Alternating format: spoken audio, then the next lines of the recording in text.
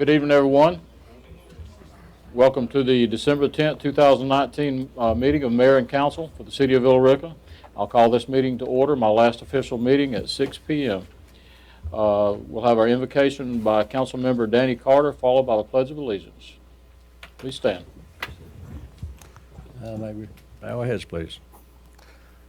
Our Heavenly Father, as we enter into this time of the year, the special time of the year, we celebrate Christmas. Help us to remember that Christmas is not just a time for giving and receiving of gifts, but it is a special time, a celebration of our Savior, who is your Son, Jesus Christ.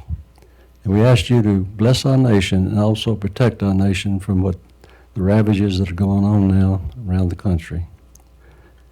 And as we meet tonight, Lord, we ask that you would lead, guide, and direct us on the decisions we make so that we will do the right thing for our citizens and for our city. This we ask in your name. Amen. Amen.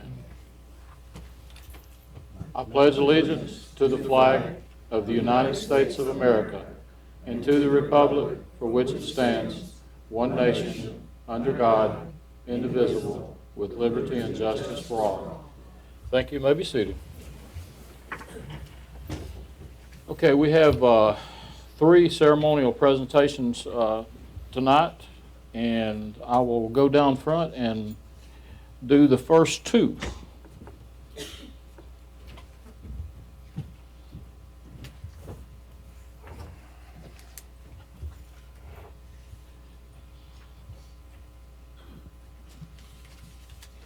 It is always a pleasure for me to honor our employees who work so hard and are the face of our city, meet with our constituents on a daily basis and talk to them. And the first person that I want to recognize is Elisa Doyle. If you'll come right on up, I want to make you stand up here and there in front of everybody.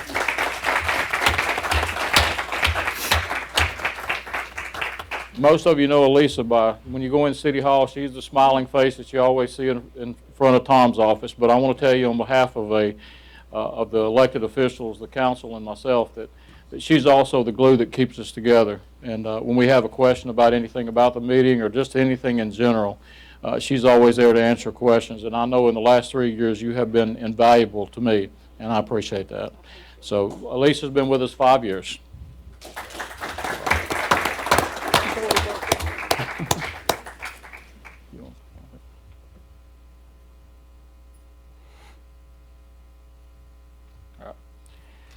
The second one, David Rogers, if you'll come up. I've known this fellow for a while, and it seems like I've known him actually longer than I have, because he's been so involved in everything in the city. And David is one of those folks that you hear me refer to quite often as a person in the community that just doesn't take sitting at home is the duty of a citizen.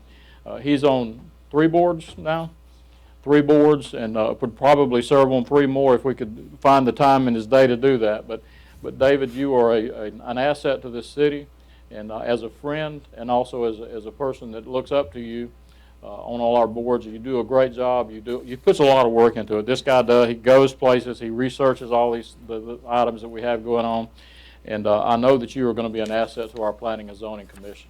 So I'm going to read you the oath of office. If you'll raise your right hand, and I'm going to read it, and you just at the end you say I will or I affirm or I do.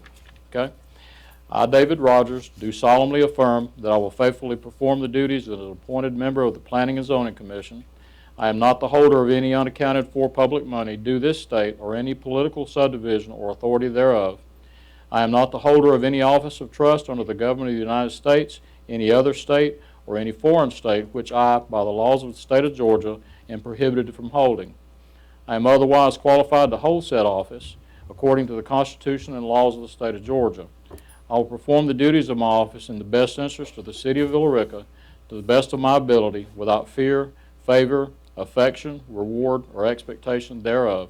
And your term is December the 10th of this year through December 31st of 2019. So 1 month. So it's a long time. Congratulations. Say I do or I will. I will. Okay, thank you. Thank you. We'll get a picture of this and we'll get you to sign it. That way you sign your life away. Thank you. Let's both sign it right here. This, your house and everything else belongs to us now. All of my water service. Thank you, sir. Thank you.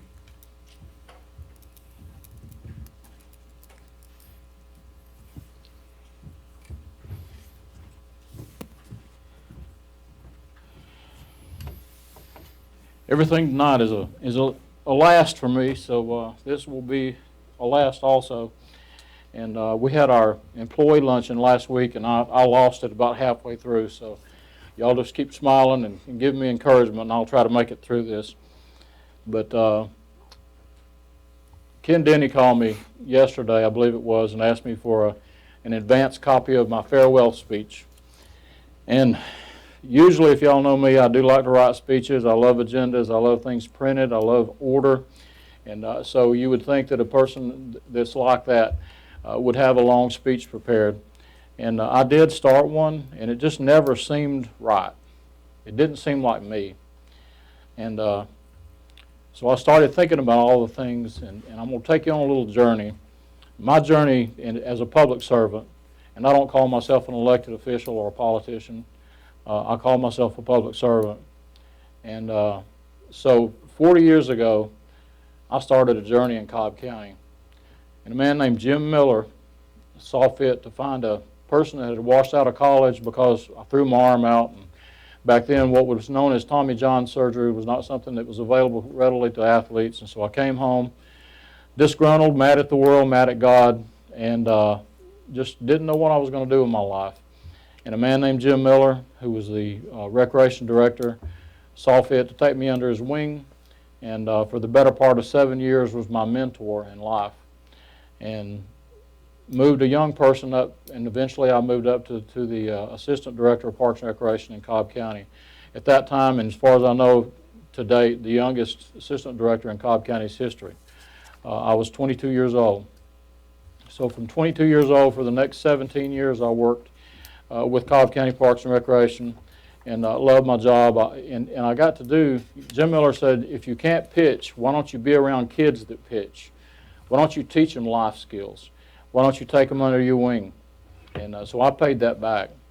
Moved to Douglas County. I was assistant director of Parks and Recreation there for 7 years. And lo and behold, moved here in 1998 in a little house. Hazel Roberts was my angel.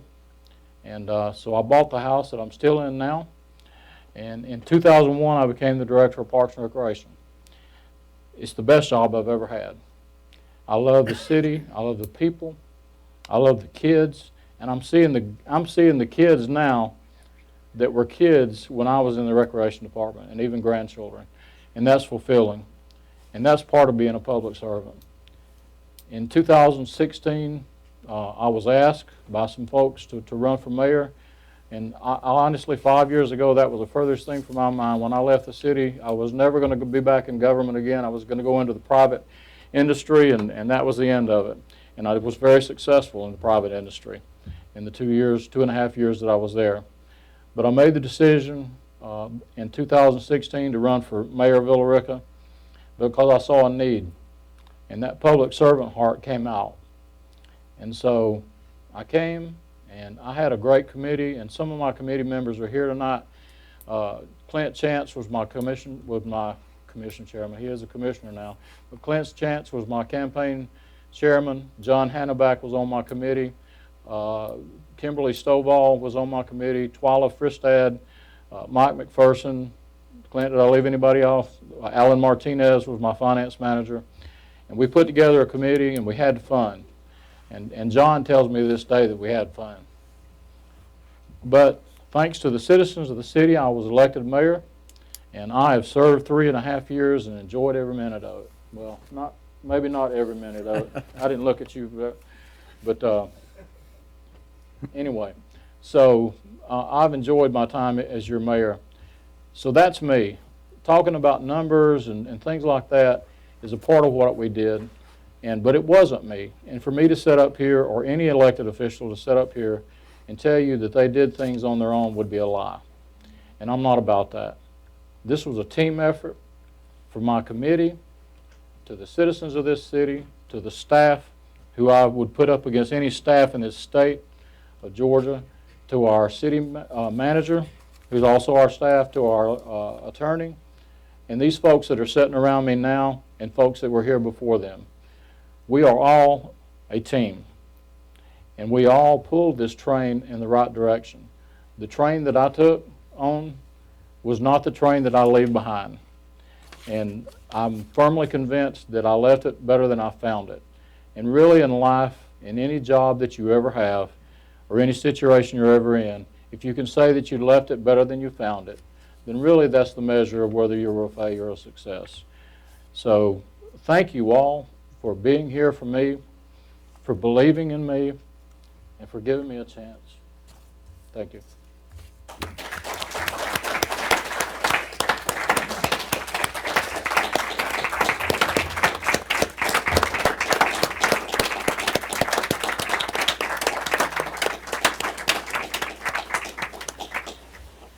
Okay, we made it through that portion.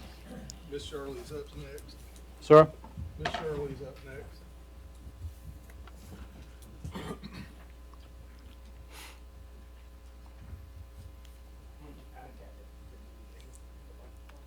That's for you, Jeff.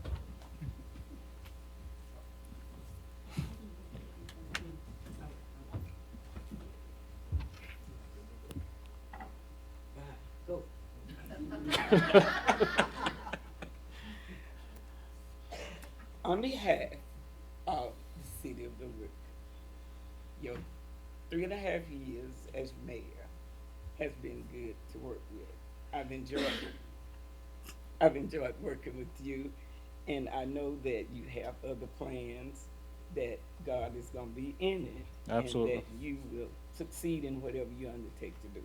But for right now, we would like to present this plaque to you that says, the city of Billerica expresses its sincere appreciation to Jeff Reeves for his dedicated service as both Recreation Director, Assistant City Manager 21 through 2014, and as Mayor 2016 through 2019. Your vision and hard work has made the city a great place to live, work, and play. On behalf of the city, to you, congratulations.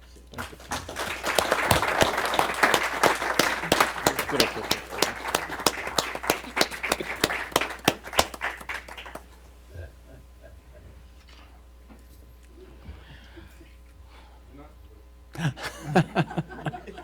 Jeff, I've just got the keys to the Audi for you.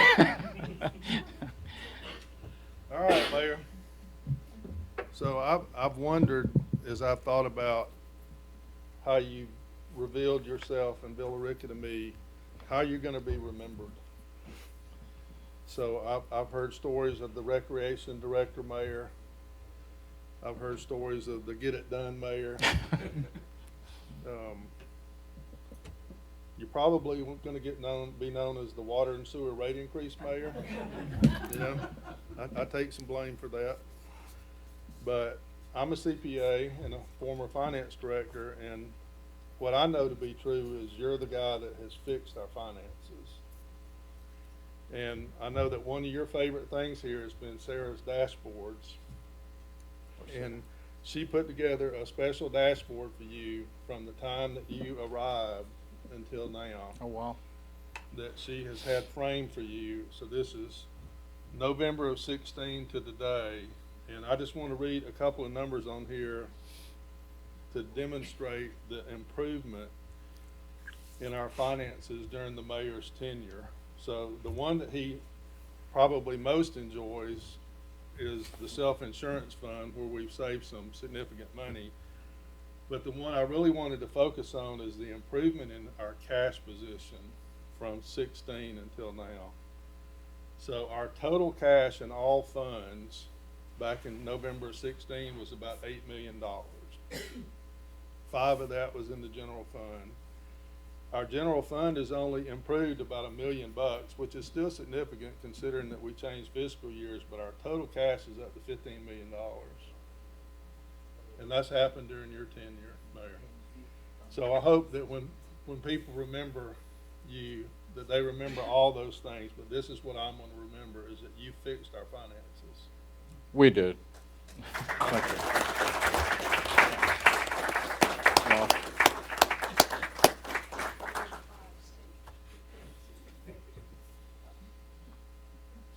appropriate. It is.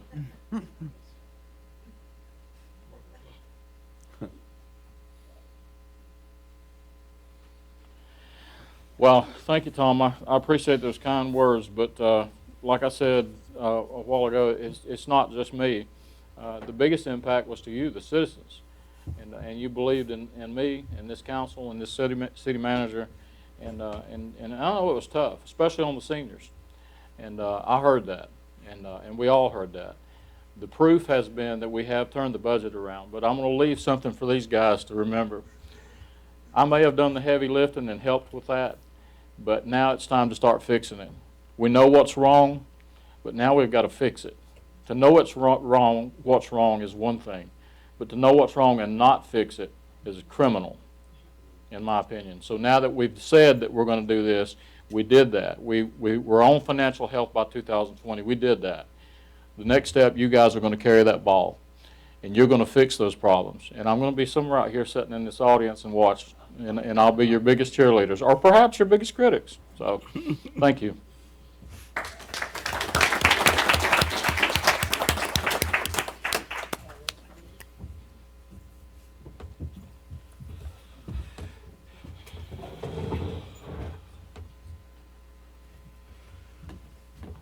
Wow.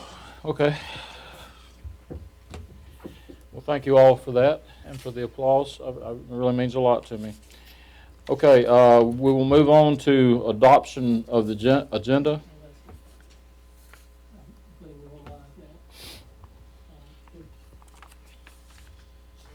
Mr. Mayor, Councilwoman McPherson, I think, is on the line and wants to participate by telephone. Okay. Are you there? Okay, I want to start out by saying that we had added item A2 on the agenda at my request, which is employee incentive pay for 2019. I'm going to give you a little brief history of the way this thing went down. And I'm doing this for a reason, because I want you all to know where my heart is on this. So we had a department head that felt like the city generally every year gives out, in the correct terminology, is an incentive, correct, David? Correct. At the end of the year. In my tenure as your recreation director, deputy city manager, and mayor, it was always anything from a turkey up to several $100s, depending on the year, and it was always voted on by the council. This year, I asked the city manager and staff to put it in the budget as a line item, what the holiday increase would be. I'm going to call it a holiday increase, because I felt like that was transparent to the public, and the employees, quite frankly, would also know what to expect when it comes time for Christmas. So that didn't happen, and it didn't happen because the council voted in good conscience to reduce the budget that was first submitted by the staff. And they did so because they were aware of the burden that it placed on the citizens with these rate increases. So staff responded and cut the budget accordingly. I forgot exactly what that number was, but it was a significant amount of money. In addition to that, the council also voted to roll back the millage rate. That's not an insignificant thing for a city to do. And I will tell you that in the 3 years that I've been your mayor, we have rolled back the millage rate every year. And that's significant. Now, that doesn't mean that your taxes don't go up, because if the county reassesses your home, then that's what that's based on. But the millage rate has decreased each of the 3 years that I've served on this council. So that put a strain on our budget, because it takes money to run the city. So when we gave that edict to staff came back with a budget. I was remiss, I guess, in my responsibility in the fact that I didn't see that had been removed, the holiday incentive pay. So everything rocked on until just a few days ago, I think Friday to be exact, and the department head took it upon himself to call elected officials and see if there was any way we could put that on the agenda. Quite frankly, I felt like that was either my responsibility or the city manager's responsibility. But this department head did it in good faith. He did it because he cares for the employees that work not only in his department, but in other departments in the city. So I'm not blaming him in any way, and I don't want that to come across. I'm just telling you how it went down. So by the time that I picked it up, I decided it probably was not going to pass unless I tried to talk to the council and see what the feeling was. So I talked to the council, and there was some suggestions that the council was for it. So we moved forward and put it on the agenda. But the one missing piece of the puzzle was that I had not talked to Tom. This was on Friday, so I didn't have another day to talk to him until Monday. So when I talked to Tom on Monday, the obvious question was, where's this money coming from? Because the $200 per employee, per full-time employee, and the $100 incentive for 12-month part-time employees amounted to $33,000. That's a significant amount of money. So we needed to know where that was going to come from.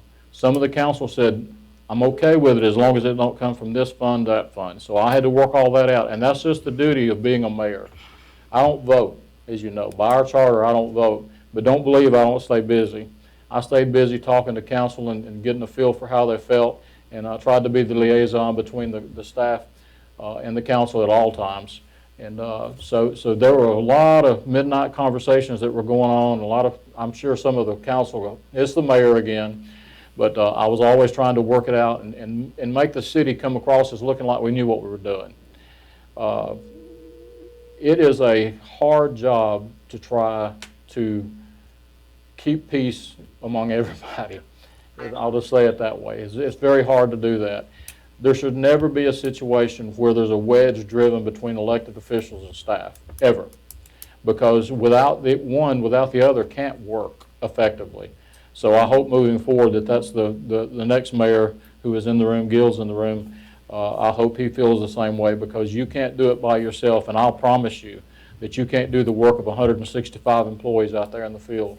So just remember something that Jim Miller, who I mentioned earlier, told me one time. He said, son, don't ever forget that you need your people worse than they need you. That's a true statement for anybody. So with all that said, when I talked to Tom, I said, Tom, where's this money going to come from? And he said, I don't know. Well, I had no choice at that point but to go back to the elected officials and say, this is what I was told. Well, at that point, most of them said, we can't do that. We have in good faith presented a budget, been given a budget. We need to live by that budget. That's what our constituents expect us to do. So I don't know how this council, I don't vote. I don't know how this council is gonna vote on this, but I just wanted, number one, the citizens to know, because there's been a lot of calls, a lot of emails, a lot of messages, phone, just seeing people and them telling me how they felt about it. And I know the other council has that same thing. So I just wanted you to know how that happened, so that, number one, you don't get upset about it, but number two, the employees don't get upset about it. But with all those things said, I would entertain a motion, whatever the council's wishes are, but I think Tom may have something he wants to say also.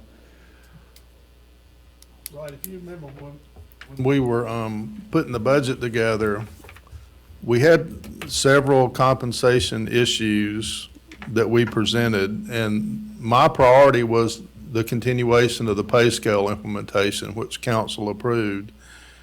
And the second component that the council approved, which was brought to you by Sarah, was a 1.5% COLA. And between the COLA and the incentive pay at the end of the year, there was no question to me which was more valuable to the employee. One, the COLA is worth more money, which makes it more valuable. But two, it's permanent. It's part of their salary going forward. So that was what we recommended to the council. It's what you approved, and I felt like that was the best we could do with the budget that we had. So the reason that we're here today is partly because of tradition, but what we're doing to fix our compensation structure is unique to this time. It started last year, it continues this year, we've got to do it again next year. And I think that's the better track for the employee long-term to get us up to the point where we're competitive. Thank you, Tom. Council?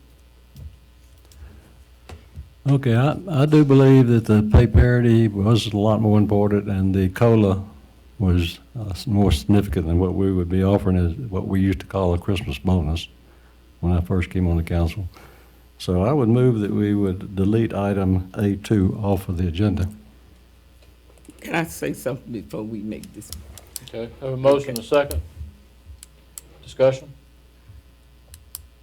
I hear what everybody is saying, but when you look at the employees, some of them don't just barely scrape by with what they make. They have children they want to see a good Christmas like everybody else. And I know it might, I mean, we've amended the budget plenty of times, so to amend it this time, I don't see where that would be a problem.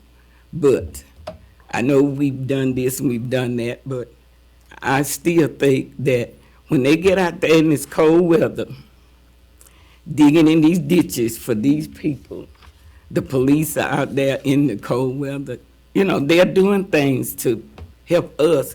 So I don't see why we can't give them some kind of appreciation to say that we appreciate the work that you're doing. No, they could have gone somewhere else, but they are still here. And some of the employees are leaving by the groves. Some of them are coming in, I understand that. But I still think that we should do something for our employees to say thank you for the job that you're doing. Now, that's just my opinion. So I still say I think we should do something for them. That what you talking about, the COLA and all that, that to me was putting those people where they should have been in the first place. But it wasn't. So I don't see it as a raise. Some people say raise, but I don't see it as a raise. If you know that they're supposed to be up here and they're down here, and so you move them up there where they're supposed to be, to me, that's not a raise. That's giving them what they deserve in the first place. So to say thank you during the Christmas season, I have a problem with not doing something for them. That's my opinion. Thank you, ma'am. Anybody else? Okay, we have a motion and a second to remove item A2 from the agenda. All in favor? Nobody. Ms. Shirley? No, I didn't. You said you seconded for discussion. Oh, okay, well, I just said I had a discussion, but if that seconds it for discussion, okay. Okay.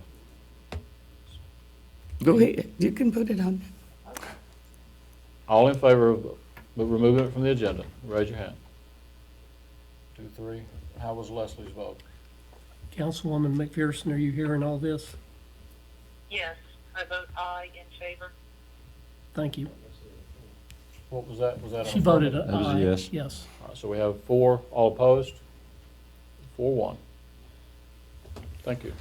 Mr. Mayor, there's one other item on the agenda tonight that needs to come off. It is under, it's B number 1, variance to zoning conditions, Popeyes Louisiana Kitchen.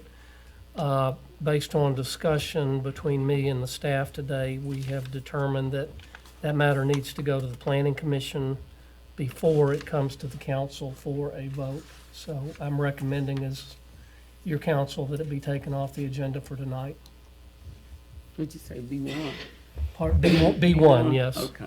Okay, I'll make a motion, we remove item B1 from the agenda. Second. Have a motion and a second. Any discussion? All in favor? Unanimous. Ms. Pearson, Any- did Leslie vote? Councilwoman McPherson, how are you voting on that? Aye. Thank you. Okay, so it is unanimous. Okay. All right, so I would entertain a motion that we adopt the agenda as, One more thing. okay, I'd sorry. like to add an item to the agenda. I'd like to add an item about planning and zoning appointments and terms, and I guess it would go probably as D2. I don't think I've ever we seem to be in confusion as to how the appointments are made and how long the terms run. So I'd like to set a policy on that and bring it up as an item and discuss it. What, E2? D2. D2 is D2, a- Economic Development, Janet Or Shumlin? you can put it wherever you think it belongs. Or B2. Or B something. B7? Yeah, be B7, if it gets a Alright. second. B7 is good. And your amendment is to discuss, It's to set a policy, we need to set a policy for the appointments and the terms of the planning and zoning commissioners. A We second. don't actually have an established policy. It appears that we just kind of set the terms as we appoint them. I'd like to discuss that and try to set a policy on that. now, do you want a discussion, or do you want to set policy? That's two different I things. want to set policy. I don't see no point in dragging this Okay, one we'll out. see if that gets a second, then I have something I want to say to that. I'll second it. I have a motion and a second. In the way of discussion, I'm not opposed to changes being made like that, but I'm not sure staff has even been made aware of this.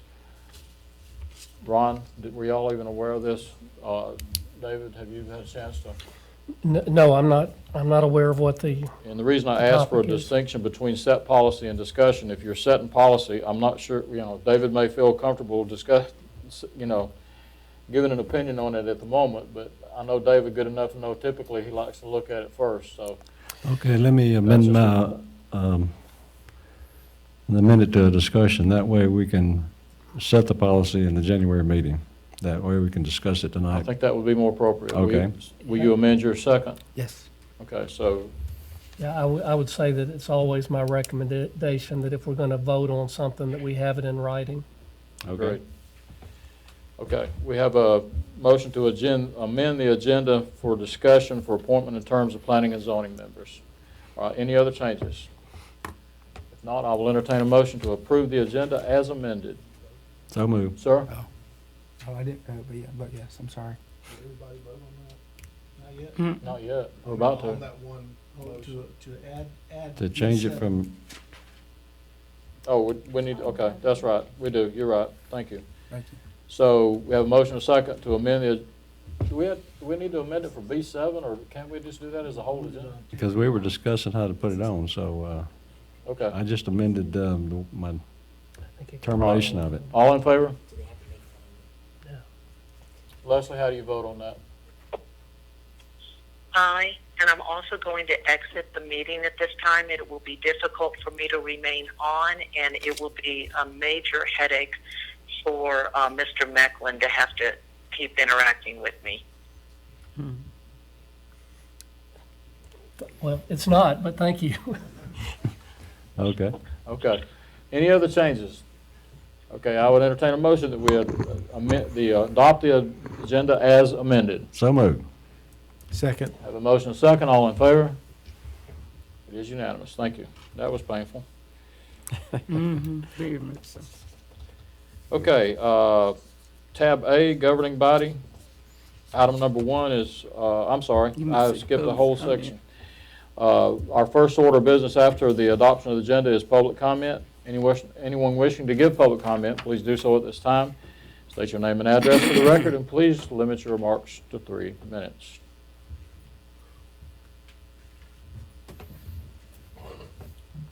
Good evening, council and mayor and everyone. John Henneback, 3106 Golfers Way, Villa Rica. I want to congratulate Mayor Jeff Reese for a job well done as the mayor of this city. Thank you for your many, many years of service, as was outlined tonight.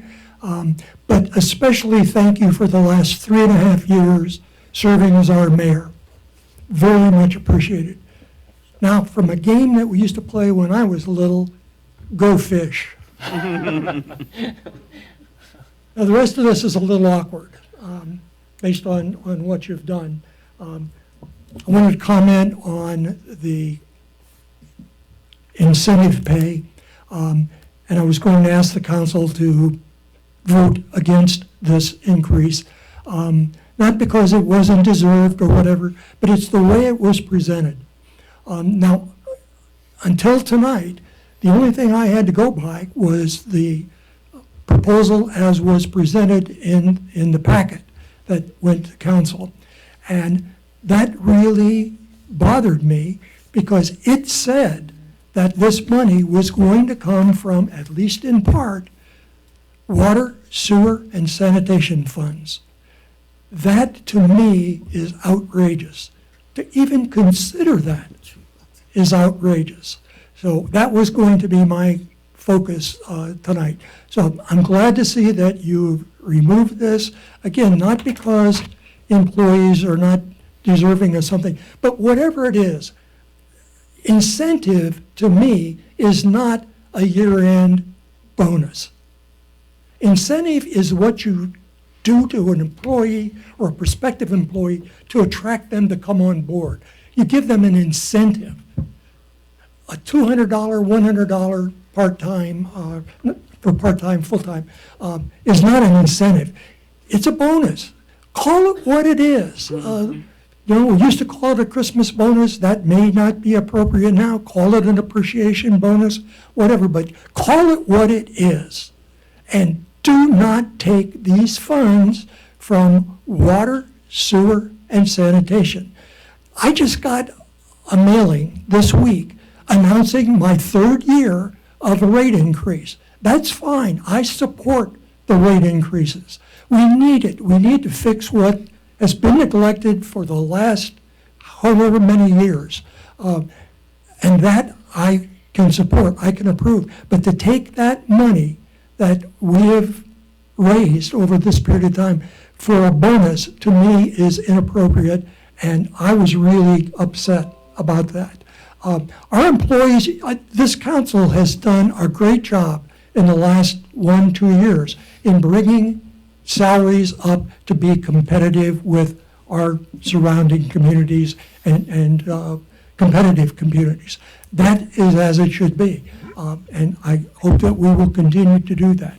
But if we think by any stretch of the imagination that a $200, $100 incentive is going to make the difference in retaining an employee, that ain't going to happen. So thank council for your position. I appreciate it, but I was really opposed to the source of where funds were to come from based on the material that I read in the material in the packet.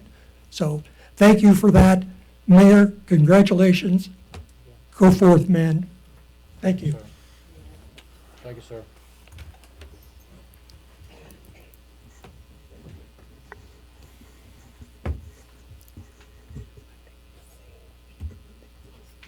Good evening. My name is Fred Molnar. I live at 1092 South Creek Drive in Villa Rica in Southwood subdivision. I would like to say, Jeff, thank you for your years of service. Sarah and I really appreciated being around you and at concerts and what have you, and the way you handled the city and the residents, and you did a wonderful job, and I wish you and your wife a wonderful retirement. But I ask one favor. As you're traveling the hinterlands, drop me a postcard and tell me how much fun you're having.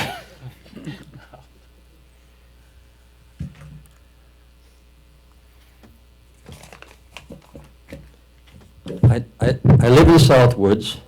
I live on the corner lot between South Creek and Creekhead Drive. A resident of 12 years and a taxpayer. The first 10 years were heaven. My house into the subdivision. When a truck came down our street at 9 o'clock at night, it was an occasion. The last 2 years, the Horton Company has graced us with lots of extra tax money and built 73 houses in our subdivision. With the 73 houses came 150 new cars. The infrastructure has changed nada. So what we have is, we have a street named Creekhead Drive, which is 1.8 miles long, 9/10 of it on the north end and 9/10 on the south end, that filter into South Creek Drive where I live. It's not the Talladega 500, but it's close. I am here today to ask, well, first of all, let me go back. I've been in discussion with Bobby Elliott. He's been really, really great over the last 3 or 4 months. I'm requesting to get 2 stop signs put up on Creekhead Drive, one on the north side and one on the south side, to stop the problem we have with just so much traffic and so much speeding in buses, school buses. I've already called Douglas County and they've taken care of their part of it. Obviously, we have construction workers and we have lots of cars. Almost every house has 2 cars. I met with Bobby last Friday, and he gave me the bad news that according to federal statutes and other things, and it was all Greek to me, we don't qualify for interior stop signs in our subdivision. And since then, I've been talking with neighbors and talking with friends, and we have internal stop signs within the Mirror Lake community right now. I do not know how they got there. All I know is that Mr. Elliott told me there would be no way we could get 2 stop signs put up to stop the way the traffic flow is going in our subdivision. I'm here tonight to ask the city manager, the mayor, the council, Chief Mansour, why we can't, and also Michael, Ward 4 council member who I helped get elected, why we can't get some kind of a variance. We're only asking for 2 stop signs. Now, the interesting part is that there are 4 houses at that corner, and 2 of them have 4 children, 2 in each house. A month ago, my wife was almost had a head-on collision as she tried to come down the street into our driveway. Somebody came around the corner at 40 miles an hour and stopped right in front of her at 2 inches from our car. We must stop the speeding in our subdivision. 73 new houses and an incredible amount of automobiles. Children and speeding should not be in the same sentence. So I'm asking for some help. Anything we can do. And Chief Mansour, you can make a lot of money writing tickets. Just put somebody down there. I'll tell you right now. In fact, I'll do it for free. Just give me the book. That's my first topic. Secondly, I want to take a second and talk about Mirror Lake Parkway. Mirror Lake Parkway, we have to do something there. We have to put a center stripe down that road from Connors Road to Stockmar. People are using their phones and they're drifting, and we're going to have some real serious accidents. I request that the city appropriate some money or do something to put a center stripe down there and put the kind of reflectors on the road that we have by the museum. That's the least we can do. What we really need is 3 speed bumps. Most of the people that take that parkway don't even live in Mirror Lake. They use it as a run-through from Connors Road to Stockmar Road. So would somebody please take a look at that? And maybe Mr. Elliott said he thought that they were going to put some striping in there. I don't know. Anyway. And lastly, I hope the council has a wonderful holiday season. And please help us over in Southwoods. We have a problem. Thank you, sir.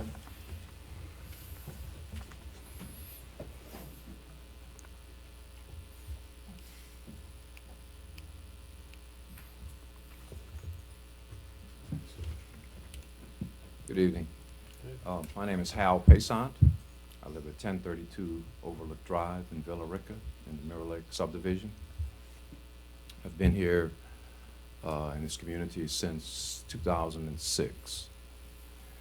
And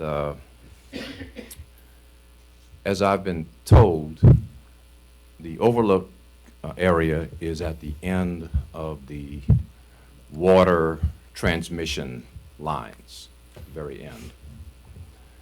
And for that reason, we don't get the type of movement that most communities get in the water lines.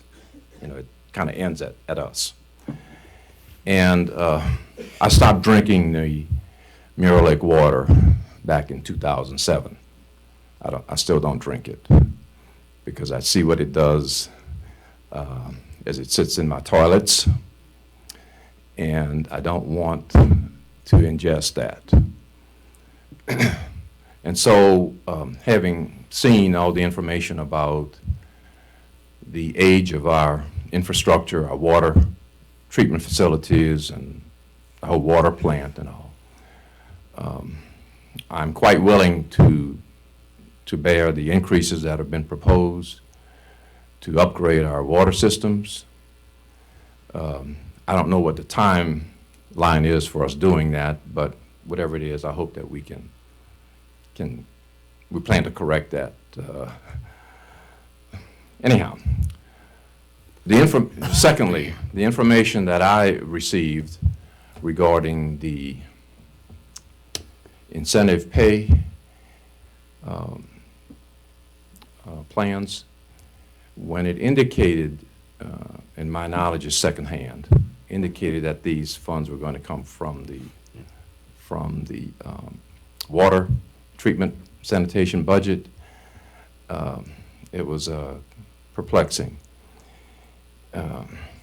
And so I came here to voice my disapproval of that and to ask the council to not approve that. Not because the employees don't deserve it, but just because of the way it was proposed, as I understood it. And just a word of caution, I think, to all the council, and that is that when you tell your constituents that monies are going to be itemized and allocated for a particular reason, I don't think you ever should propose, not even vote on, but even propose to the council that you do something different than what you told your constituents. I think that is a bad idea. I think that's not good government, and I would just encourage you to just make sure that that type of thing does not happen in the future. Thank you very much. Thank you, sir.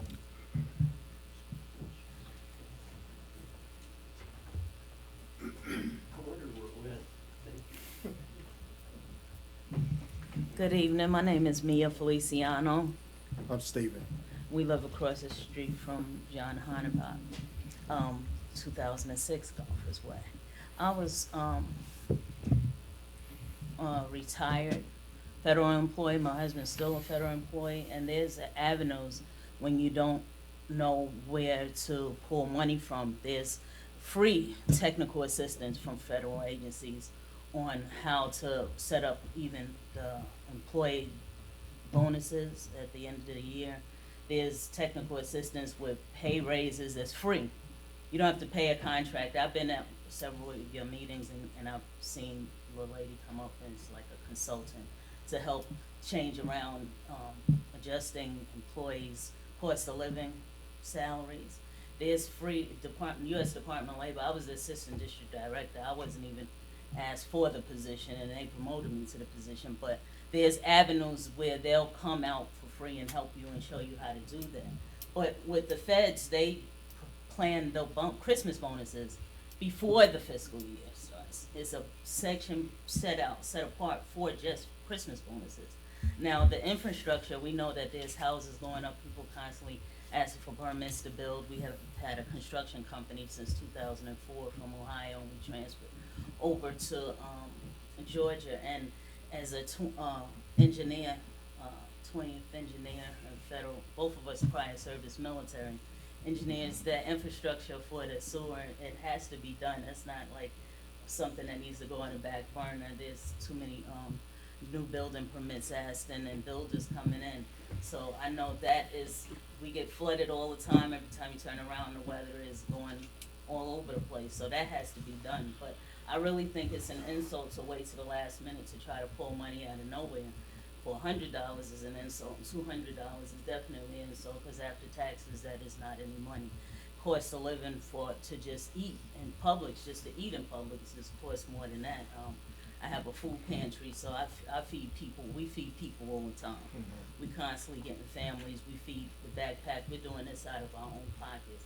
You have seniors in this community. You have people that are on a fixed income, and they can't afford, first and foremost, the cost of living as it is. But employees, law enforcement is definitely underpaid. We're both federal officers when we worked for the Federal Bureau of Prisons.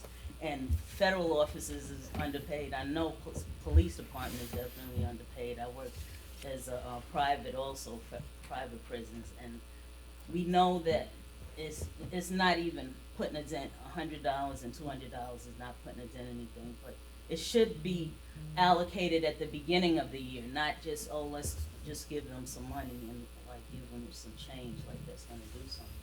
But I think there needs to be a budget set apart. I'm not sure the exact agency for even construction. They have technical assistant that will come out for whether it's just construction, whether it's employee salaries, whatever agency it is. So if you ever need anything, I can email you the information of the different agencies and their point of contacts, because you don't have to pay for people to come out. And congratulations on your retirement, and thank you for your service, and thank you for all the work that all of y'all do, because you're taking time out from your families, from sleep, from everything, to do research and everything for the community. And congratulations to the new mayor that's coming up. We came based on the incentive for the. Sir, if you for could be the pay. wrapping it up, your 3 minutes have expired.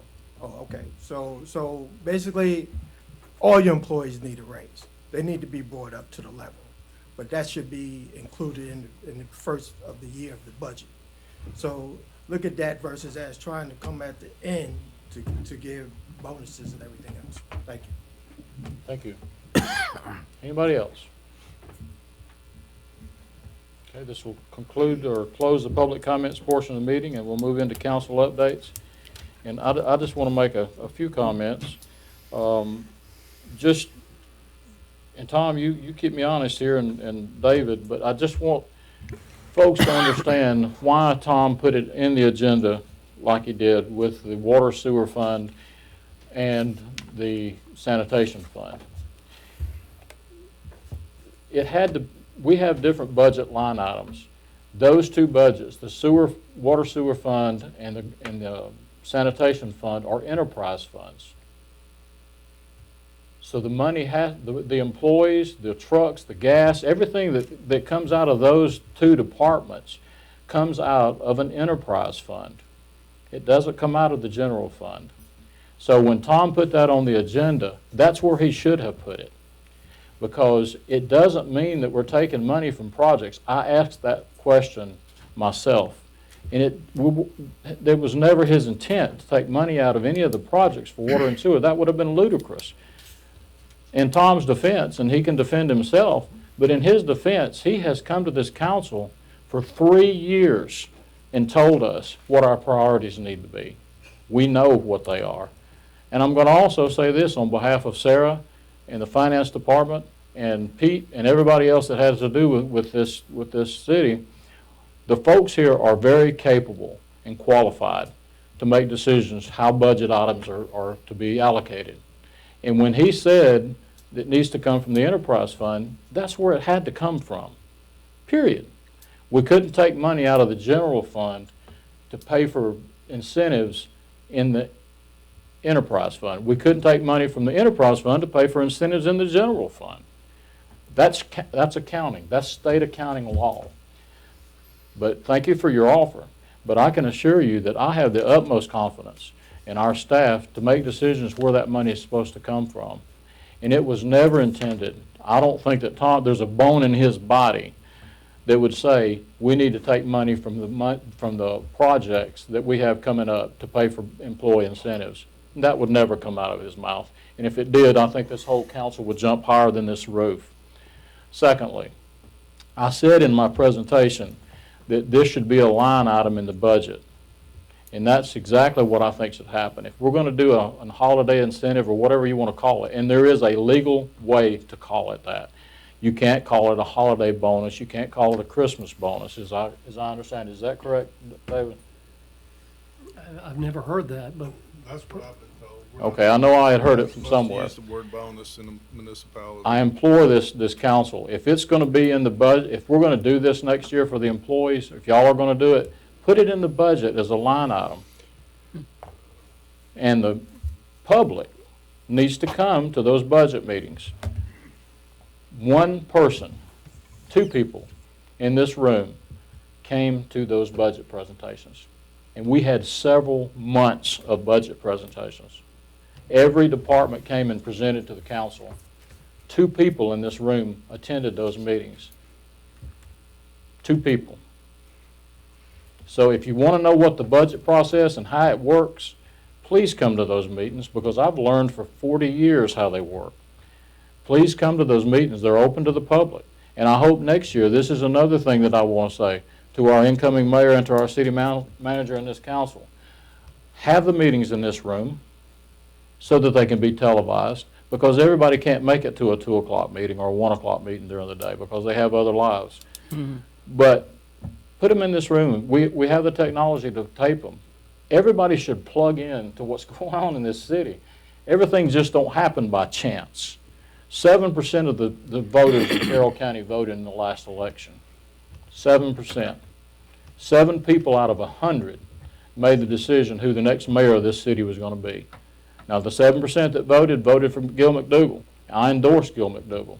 But I'm telling you, if you want to plug into the city, do it more than just at the meetings. Come to some of them, engage. I said with David Rogers, he's on 3 committees. You know why he's on 3 committees? Because we can't get people committed to be on the other committees. Get on the website, fill out an application, engage in your city. These folks up here are not in this for the money. I can promise you that. They want to hear your input. But if they don't get your input, they're going to do what they think is right. So I just wanted to add that. So anybody else? Ms. Smith, wasn't the Christmas bonus, as you all want to call it, something else, wasn't that put in the budget at the first of the year? No, ma'am. I mean, I asked for it to be in the budget as a line item, and it was not included because staff did what council told them to do and reduced the budget. Was it 650,000? Sarah, what was the number? It was a lot of money. The first time was over $1 million. So it was never put in the budget? No, ma'am. Okay, there's something I heard, that it was in there and it was taken out. So. That's a good question. And that was my point when I said it earlier. If you're going to do it, the time to put, that's a line item. If y'all want to discuss that as a council, put it in when budget rolls around, and then you can discuss it then, and then, you know, the constituents will have a time to weigh in on it. Okay? So that's that's a very good point. Thank you for that question. Anybody else? Okay, seeing none, we will move on to tab A, approval of minutes. Council, you have before you the minutes of the November the 26th, 2019 meeting. I would entertain a motion to either amend or approve them. I move to approve the minutes of the last meeting, whatever the date is. November 26th. November 26th meeting. Second. I have a motion and a second. All in favor? It is unanimous. All right, item number 2 has been taken off, so we'll move on to tab B, community development. And Ron, who's handling that? And we struck item 1 on that. Item number 1 has been removed, so we'll move on to item number 2. Good evening, Mayor and Council, members of the public.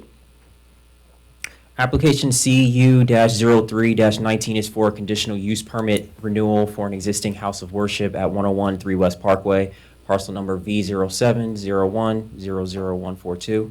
The house of worship was originally approved in December of 2018 as a part of an application CU-03-18. And at that time, the council imposed a condition on the property to have the house of worship hold services on Saturdays instead of Sundays. After discussion with Mr. Mecklen, it was found that the city should consider removal of the condition because of equal protection purposes. Since that time, another house of worship has entered the property as well and does not have this condition attached, which was CU-02-19 that we just heard in the previous meeting. The applicant is back to the city council for this item to be removed and a renewal of the conditional use permit to be granted. The applicant does not have any open code enforcement violations or in violation of any of the council-imposed conditions. The applicant did not go back before the Planning Commission beyond the original application approval back in December of 2018. So this application that you're hearing tonight actually did not go before Planning Commission, as the council's conditions specified at that time that the applicant must come back before the city council specifically for renewal. So the applicant is here tonight in case you have any specific questions for them. Before we get to that, questions for staff. When I look at my packet, I do not have a staff in our agenda form with the background recommendation, all that. Am I the only one that don't have that? When I open up staff report, what I see is a map. I have one. You do? Yeah. My My computer must have moved too many times. I reviewed all. see a staff report. Yep, Okay. very first one, item. Okay, questions for staff?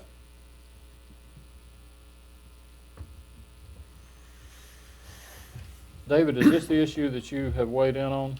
Yes, when we were, for ease of my reference, I've been referencing them as Church 1 and Church 2. This is Church 1, who was approved last year, but we did apply a condition to them to tell them that they could only meet on Saturdays instead of Sundays.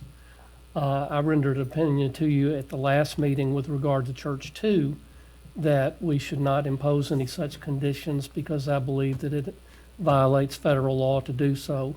So my recommendation to you has been, my understanding is that they've done fine during the year that they've been there and are subject to renewal, but I think that we should remove the condition requiring them to meet on Saturday. They may still choose to do so, and that's certainly within their right, but it's not within the power of the city to demand that they meet at a certain time. Are there any questions for staff or the attorney? I see that it's not just Saturday, but we're striking the line where we required them to meet Saturday evenings after 5 p.m. So That is correct, Okay. yes. Mhm. part of the issue is parking in this facility. So I guess we leave it to the two churches to sort that out themselves, and we as government don't get involved in that?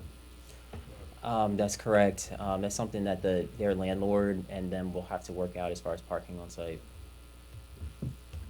And one of the conditions on this particular one is that all parking will be provided on site, no parking lot on adjoining parcels or on the street. So that's one of the conditions that they included. There, from what I understand, there haven't been any reports that anyone's been parking on the street either since this is a renewal. So we haven't had that activity or seen that activity that I'm aware of. Okay, any other questions for staff? Okay. The applicant is present. If you would come forward and state your name and address for the record.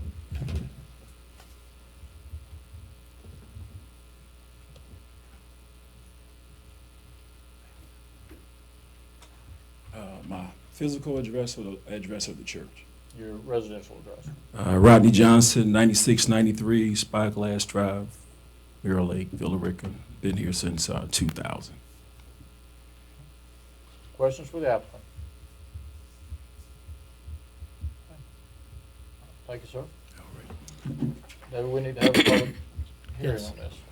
Anyone wishing to speak for or against this conditional use, or is it actually a zoning variance? That's the part I don't conditional have use. in It's a mind. renewal of a conditional use permit. Okay, conditional use permit, please do so at this time.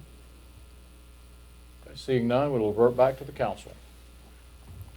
Mayor, I make a motion to approve the conditional use permit application for a church with the aforementioned conditions at 1013 West Parkway, Suite E for Asol Community Church, which includes the striking of the condition that previously stated no activities for the house of worship use shall be conducted on Saturdays. I'll second. Have a motion and a second. Any discussion? Not all in favor? It is unanimous. Thank you, Ron. Next item is for Historic Preservation Commission appointment. The Historic Preservation Commission at their last scheduled meeting recommended Sarah Pitts for appointment to the Historic Preservation Commission, and that will be for a term of January 1st, 2020 through December 31st, 2020. Sarah's here with us tonight, and I just want to say that this is long overdue. If y'all are not a part of Sarah's page, she does a tremendous job on it. I enjoy reading it every single day, and she has uncovered things even I didn't know about the city of Villa Rica, and thank you for all that you do on behalf of a grateful community. So I think that is a tremendous appointment. So, any questions, council? Okay. Item number 4. Do we need Item a number- vote? Excuse me. Do Oh, we need a I'm sorry, vote on it? y'all swear in next meeting, that's right. I'm getting old. Okay, do I hear a motion that we appoint Sarah Pitts to the Historical Preservation Committee? I'll make that Commissioner. motion. Second. Have a motion in multiple seconds. All in favor? It is unanimous. Thank you, ma'am. All right, item number 4. All right, another appointment for the Historic Preservation Commission. It's currently an open seat on the commission that was, or was an open seat on the commission that's currently filled by David Rogers, which was an appointment that was made earlier this year to an unexpired term that ends December 31st, 2019. So this appointment would be for the January 1st, 2020 through December 31st, 2020 period. Again, I've already said what I needed to say about David. Here's another committee that he's on, but thank you, David, if you get approved by the council for your commitment. Council? Ron, I'm sorry. So did HPC recommend David to be reappointed? Or did they make a recommendation on this one? They did, they did actually recommend, from what I understand. 2 years? Did y'all take a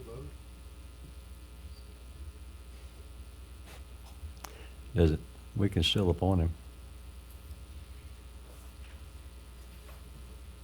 Your item, sir. Okay. Because it's blank on this cover sheet.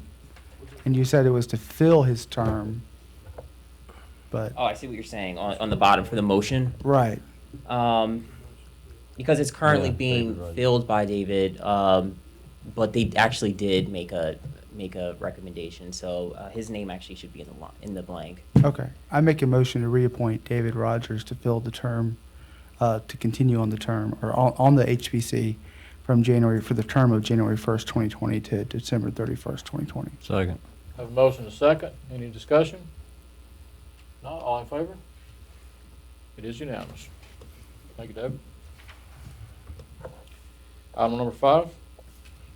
Item number 5 is for the Planning and Zoning Commission. This is another appointment that's currently, the person serving is Willie Marchman, and his term expires in December 31st, 2019, and this is also for January 1st, 2020 through December. It should actually, I'm sorry, I apologize. There is an error in my cover letter. It should be December 31st, 2022. That's what it says, yeah. Yeah, that's what it should be. And I'm just going to say some good things about Willie, too. Willie and I have shared many nights on the Recreation Advisory Commission, and he plugs into many committees in our community. And Willie, thank you for all that you've done, too, and do continue to do. What is the will of the council? I'll make a motion to approve the appointment of Willie Marchman to the Planning and Zoning Commission for the term of January 1st, 2020 to December 31st, 2022. Second. Have a motion and a second. Any discussion? All in favor? Okay, it is unanimous. Is Councilmember McPherson still with us? She is not. Okay. Item number 6.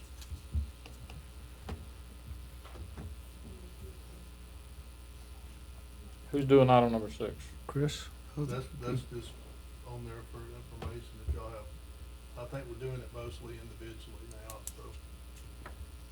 I know Mr. Montan was in today, and I don't know if you've done yours, but we're still getting input for a January approval. Okay. So, we have added item. No decision on that one.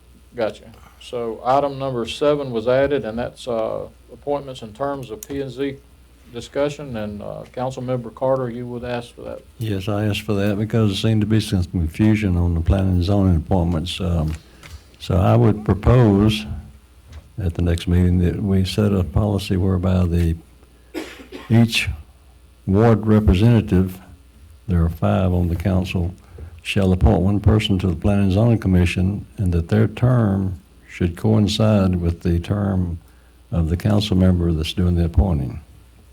That's what I would like to propose, so that that'll stagger the Planning and Zoning Commission. They'll have two of them run out at a certain time, and 2 years later, the other three will run out. So it'll stagger which is what we had tried to do in the past, but somehow it got confused and never happened.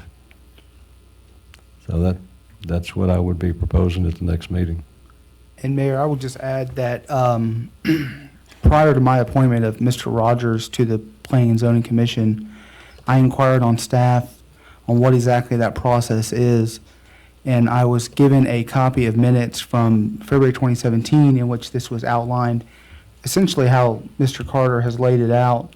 I was actually going to inquire on staff if they could make some sort of clarification or presentation on this next month, but that was already in my mind. So I would just think that we could probably just begin enforcing or begin complying with the February 2017 direction of this council. But we can talk further next month. Okay. Especially if staff is, willing to move forward with that. All right, so any other council members that have input in as to this, please get with Tom prior to the next meeting, and preferably in writing. And Ron, if you could kind of be the point person to help out with that. Yes, discussion. and I just want to clarify, does this also involve the Historic Preservation Commission, or are you looking specifically at planning and zoning? I'm looking specifically at planning and zoning on this one because that's a particularly useful commission that helps the council on these things. Yes. As are all our. I think both of them are very helpful. I'm not saying they're all not helpful, but the planning and zoning commission reports things directly to us for approval. Understood, yes. All right. Sorry about that, Nancy. Didn't mean to insult your commission. Okay. Tom, do you have enough information to kind of get that started for the next Right, I've meeting? got the date of those minutes. Okay, thank you, sir. Okay, tab C, Human Resources, Stephanie? Good evening, Mayor and Council. The first item that we would like to present to you tonight is the biometric screening agreement with Health 180. Biometric screening is an integral part of our wellness plan that is associated with our health plan. There were questions last meeting about the chain of custody, so to speak, and that is done at the employee level, at an individual level. They sign an agreement or a waiver with Health 180 when they register. The city does not see the results except in an aggregate form. That is a summary of all of the issues that have been uncovered. And we are able to compare that year over year to see if our employee population is getting more healthy or if more problems are being uncovered, such as high blood pressure, diabetes, things of that nature. And there was another question about the $10 fee for an A1C. An A1C is only triggered when your glucose, an individual's glucose, is over 110. That is the only time that will be done, the A1C. And that is an additional $10 fee, so that would be, for that employee, it would be $120.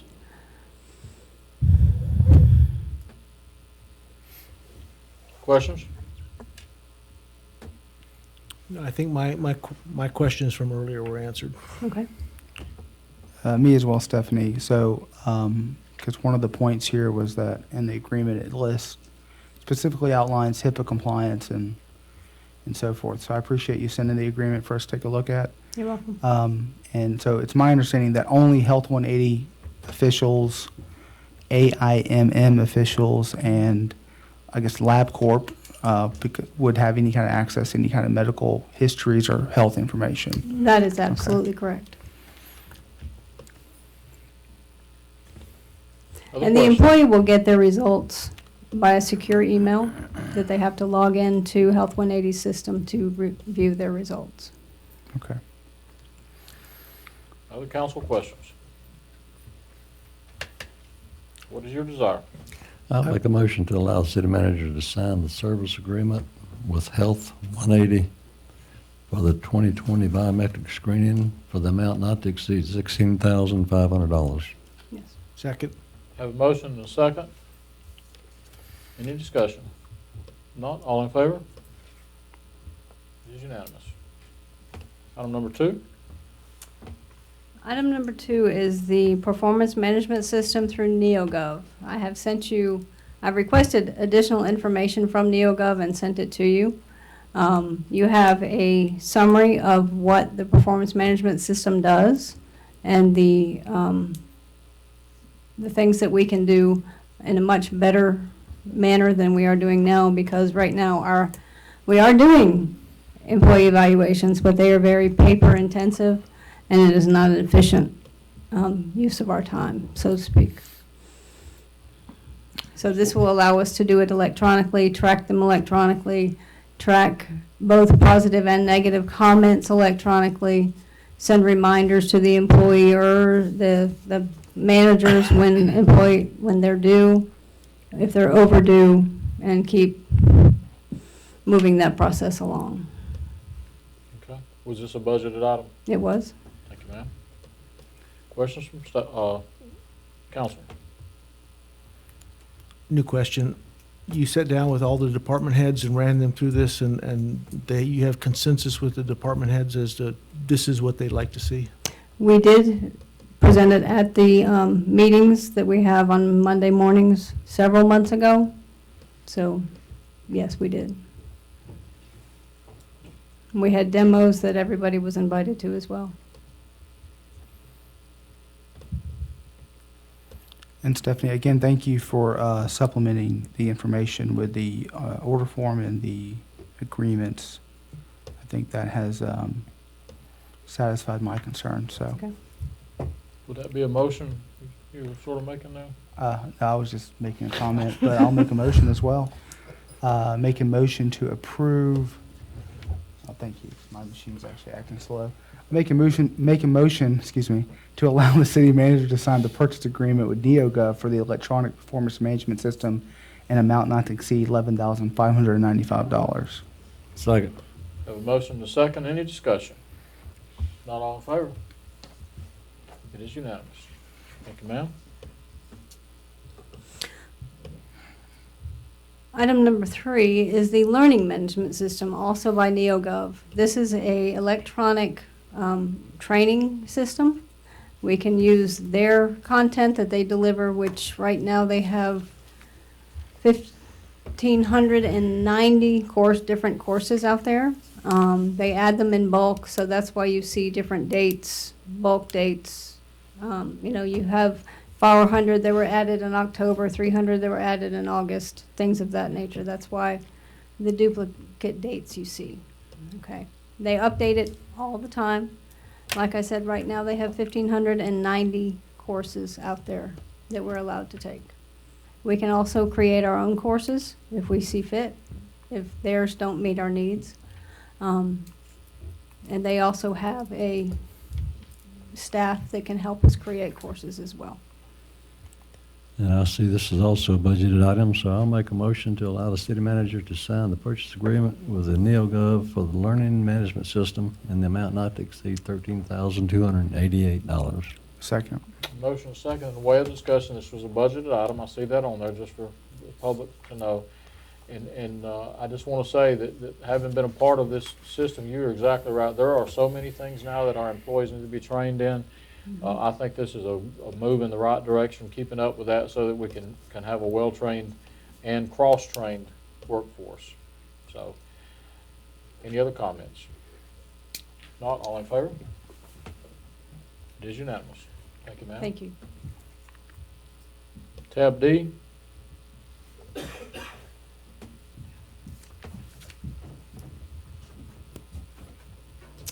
Good evening, Mayor and Council. I am here tonight to talk about the Downtown Development Authority appointments. The 7-member DDA is appointed by the City Council to oversee the revitalization and redevelopment of the Central Business District. The authority also develops and promotes trade, commerce, industry, and employment opportunities for the public good and general welfare of the downtown area. Members must either own a business or have an economic interest in downtown. The term is 4 years, and there are 7 members total. The Downtown Development Authority currently had one expired term, which was Bill Taylor. His term was 11/5/2015, expired 10/31/2019. Additionally, Michael Young resigned his position on the DDA board in November of 2019 as he was elected to serve on the city council, and his term was 1/1/2019, expiring 5/31/2022. Announcements were published on social media and the city's newsletter concerning the open position and expiring term. Nancy Mims and Dominique Conte submitted new applications for consideration. Ellen Wynn McBrayer, who had applied earlier in the year, requested to be reconsidered for a 4-year term. And Bill Taylor reapplied for reconsideration to serve another 4-year term. The DDA board met for the monthly meeting November 25th, 2019, and voted to reappoint Bill Taylor to serve another 4-year term. They also voted to have Ellen Wynn McBrayer replace Michael Young's resigned position on the board. DDA board recommends reappointing Bill Taylor to serve another 4-year term, which would be 11/25/2019 to 11/25/2023, and appoint Ellen Wynn McBrayer to replace Michael Young's resigned position, 1/27/2020 to 5/31/2022. Questions for staff?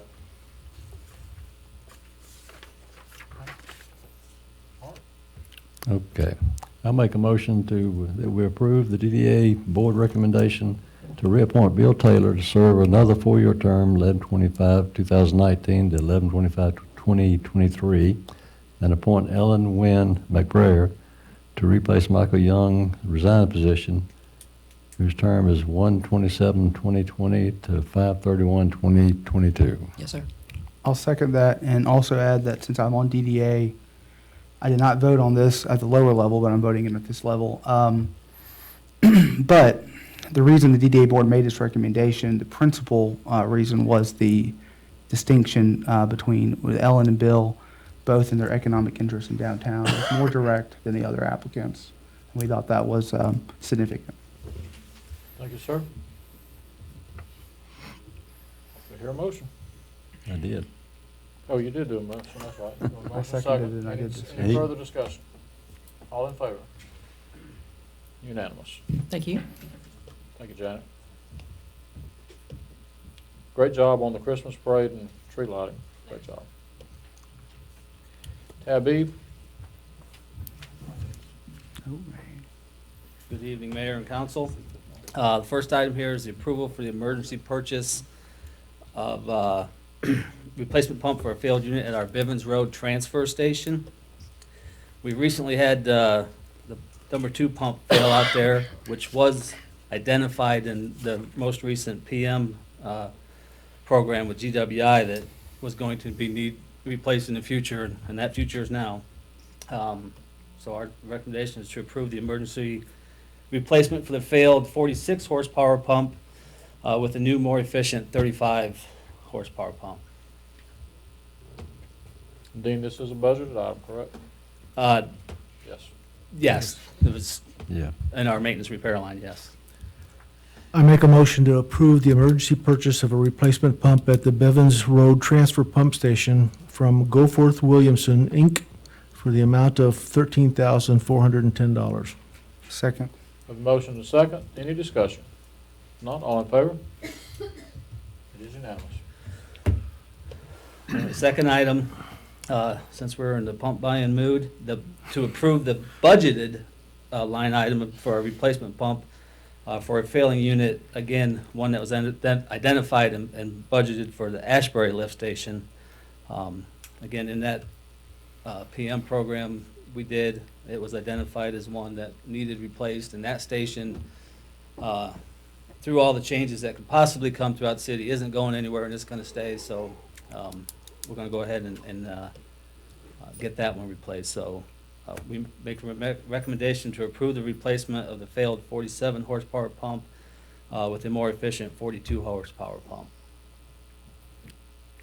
I make a motion to approve the emergency purchase of a replacement pump at the Ashbury Lift Station from Go Forth Williamson Incorporated for the amount of $13,500.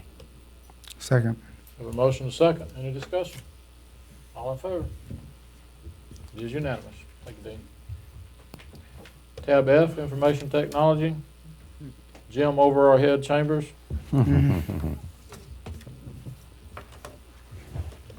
Uh-oh, he has toys. Good evening, Mayor Council. This is for the purchase of Barracuda Essentials. It's to replace a few things we already have and add another layer where we're just a little weak on. Add better web filtering to get a little more granular, because right now all we can do is get on the actual endpoints where we have antivirus and stuff like that installed.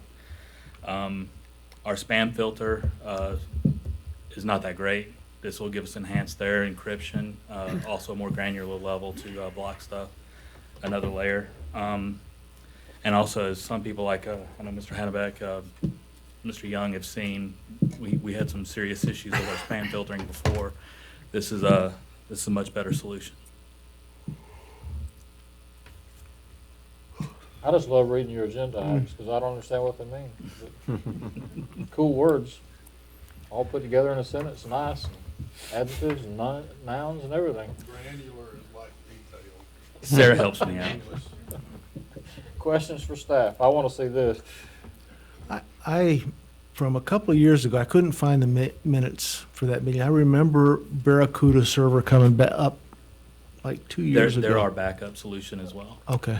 All right. I'm very familiar with their web filtering. That's where I first started working with Barracuda a lot. Their support is above any company that I've ever seen in the IT market, just top notch. Their backup solution is a throw it in a corner, almost forget about it type approach. If you ever have an issue, it's usually on your server end, not on the backup end. But this is the area where they really excel doing email, web filtering and stuff. This is where they really make their money. Jim, is this a budget item? Yes, sir, it is. Thank you.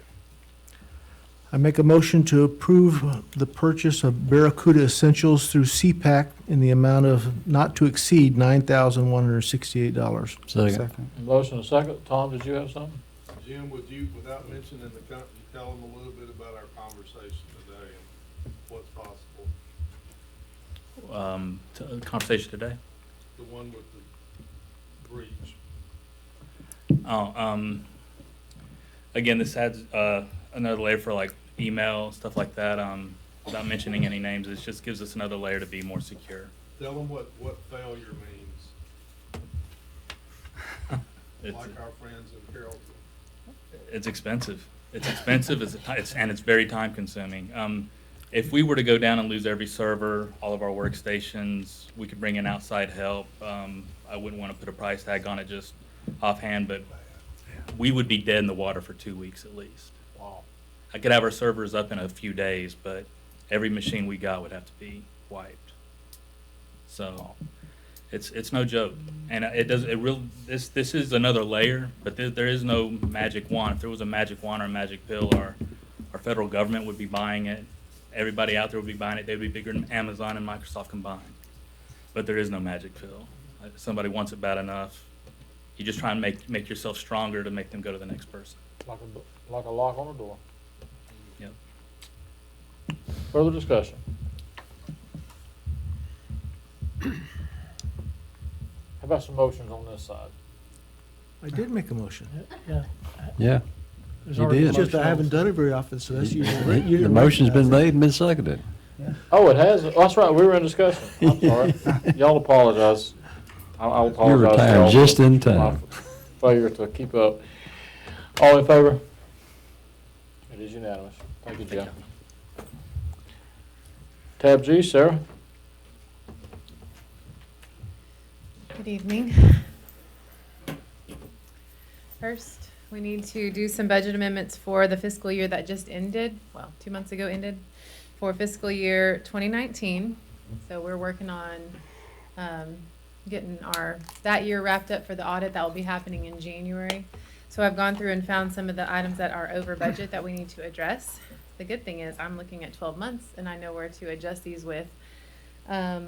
we may still have a few more as we continue to make journal entries to close out the year, so I may bring you some more next month.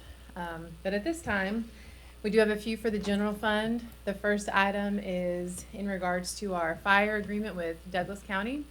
We, annually, we get a big lump sum from the insurance office, the state insurance office. This year was about, it was over $1 million, and we had budgeted less than that. So from that amount, Douglas County sends us a bill for 40% of that to cover the fire protection in our SDS with Douglas County. So since the amount we brought in on the revenue side was higher, the expense that correlated, the 40% was higher. So this is a budget amendment to correct that. It's an increase to that intergovernmental expense, but it's offset with the insurance premium tax revenue that was higher as well. That's $37,000. The next item, I have brought you several budget amendments for this one. I'm still up in the top, Lisa, sorry. Items 100 and 101. This is, we had a new budget we had the reorg this year in our Public Works Department. So the grounds maintenance department became separate from recreation, and I've brought you actually a couple budget amendments for that. It was a new department, so we made our best estimate, but we did go over slightly for the year, $1,500. So I'm asking to increase the salaries line item for $1,500, and we're offsetting that with our Douglas County sales tax, which did go over budget last year. And then the next two items, so we did have to replace a vehicle in the police department, and we budgeted money to cover that, but it's in our operating side, our general fund, but all general fund capital is in a separate fund. So we have the funds to cover it. It's coming out of the police department, $5,000 there, but I'm reducing their department by $5,000 and moving it to the general fund capital. So that's kind of just a transfer. Going on down, Carroll County SPLOST, I need to increase by $125. So during that fiscal year, we stairs were installed from the customer service building down to City Hall, and a sign. I put stairs and sign. I was just looking. It was actually the stairs went over by $125 because there was soil conditions that were not were unknown to them or changed, I guess, during the building of it. So we need to increase the expense of it and increase the use of fund balance for that. This is our old Carroll County SPLOST. So we're not actively getting revenue in for that. It's just sitting in the fund balance for that fund. So that's what we would take that from.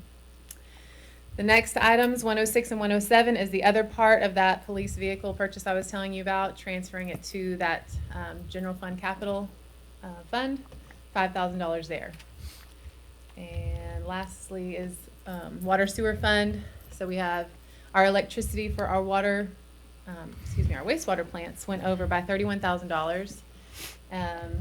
Sewer charges were over budget by that, so I'm able to offset the revenue offset that expense with revenue. And with the drought that's been happening this year, our water purchases did go over budget by $16,000. Again, our water charge revenue is over budget as well, so I was able to offset that. Any All right. questions? I'll make a motion to adopt the ordinance to approve an amendment to the budget for the fiscal year 2019 for the city pursuant to Section 2-71 of the city charter. Second. Have a motion and a second. Any discussion? Not all in favor? Unanimous. Item number 2.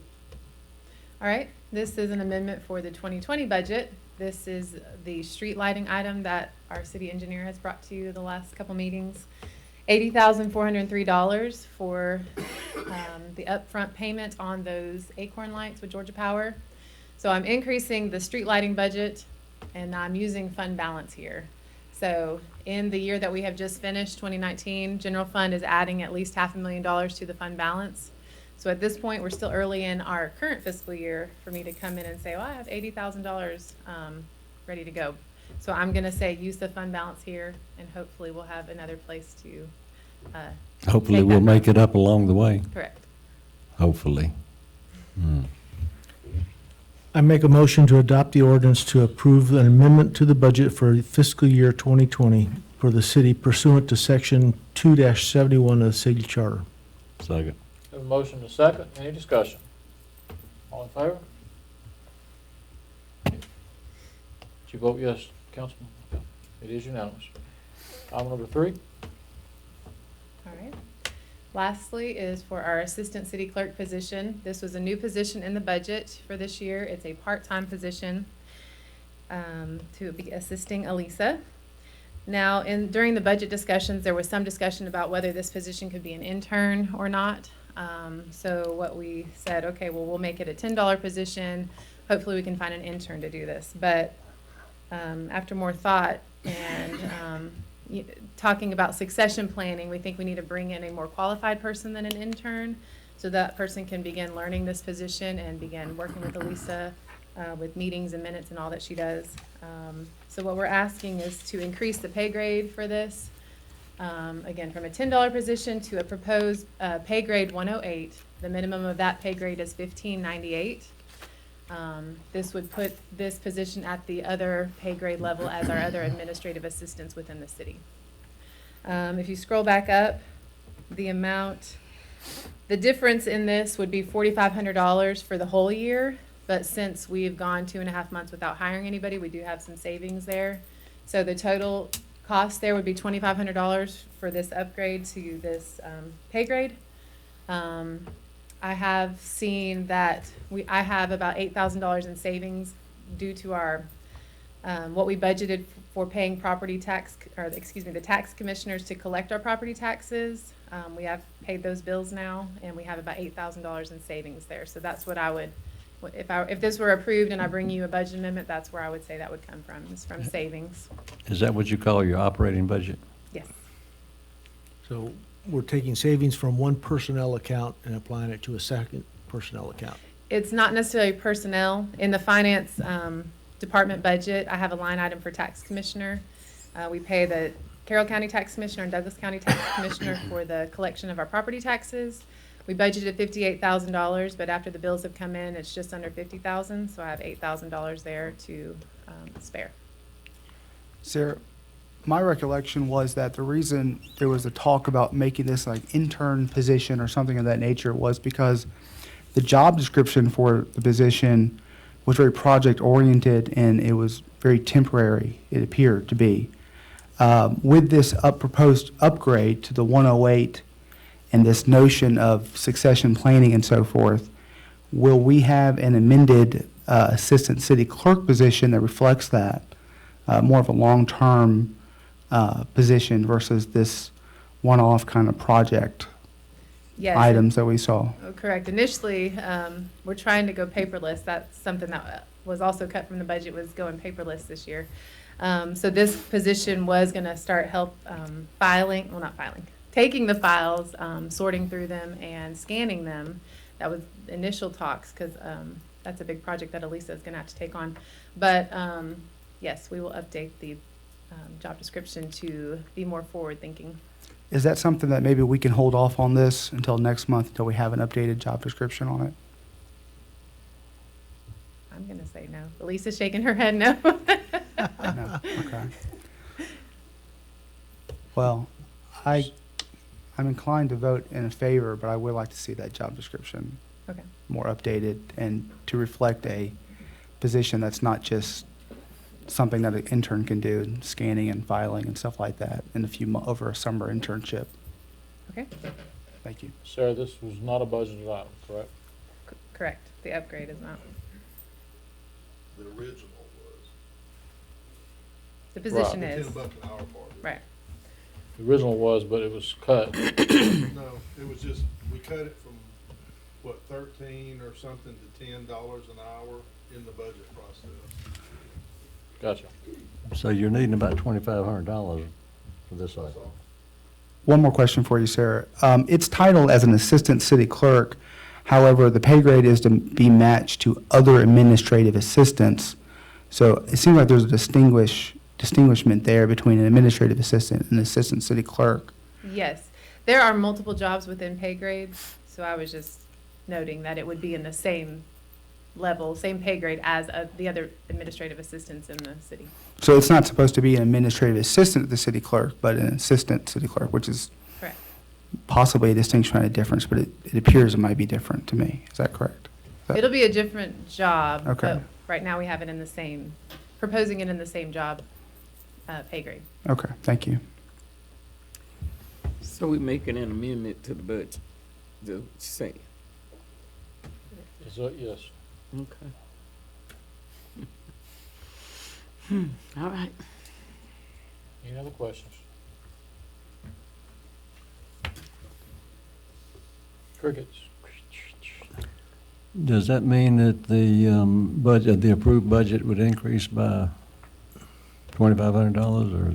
I will reduce the finance department by $2,500 in that tax commissioner line, and I will increase the city clerk budget. So you won't affect the overall budget? Correct. Okay. I make a motion to increase the pay grade of the assistant city clerk to 108. Second. Have a motion and a second. Any discussion? All in favor? It is unanimous. Thank you. Ma'am. Tab 8, City Manager. A, B, C, D, E. Wow. All right, item number 1 is an effort on my part to try to find some common ground as we look to next year. If you remember, we changed our council meeting schedule from one meeting with a work session back in October of sometime, October of 18. Does that sound right? And we need to set a schedule for next year. And as I talked to council, there is not only no consensus, but I think everybody has their own individual preference. So one person wants to keep it like it is. One person is adamant about there being a work session, but sort of flexible on how we get there. One person does not want to have work sessions during the day because of job conflict. Another one wants work sessions and is a little bit less flexible about the meeting part. So I've given you 5 to look at for your consideration. And basically, the difference is, do we meet once a month or twice a month? And do we do work session at 3 in the afternoon, the Thursday before the meeting, or at 3 in the afternoon, the day of the meeting? So those are sort of the building blocks of putting together something to meet some of your requirements. From a staff perspective, what works for us is 2 meetings a month in order to deliver decisions and approve agreements and move economic development stuff coming out of P&Z along on a timely basis. The work session would help me if we actually use the consent agenda the way it can be used.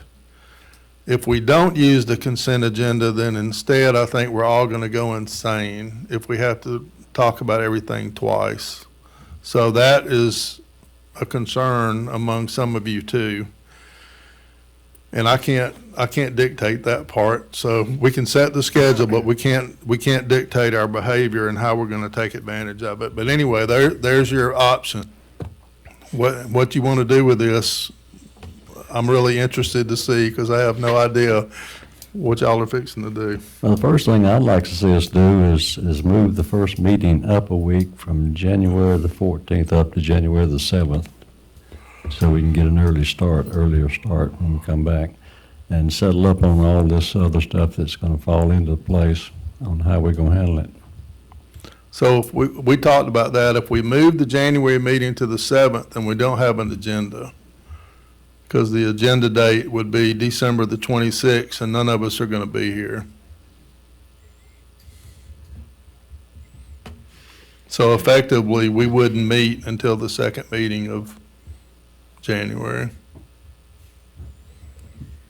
Well, me personally, I would rather have the 2 meetings, because if it's like previous, we have the work session.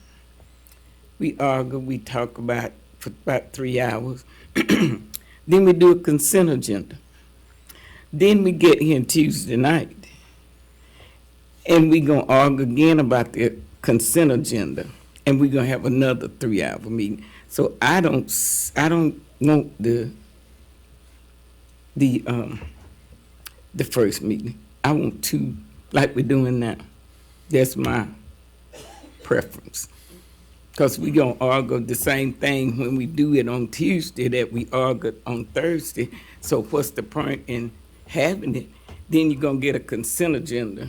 We're gonna take this out, we're gonna take this out, and we're gonna take this out. Then when we come here Tuesday night, we got to take all that stuff and argue about it over again. So what's the point in having it?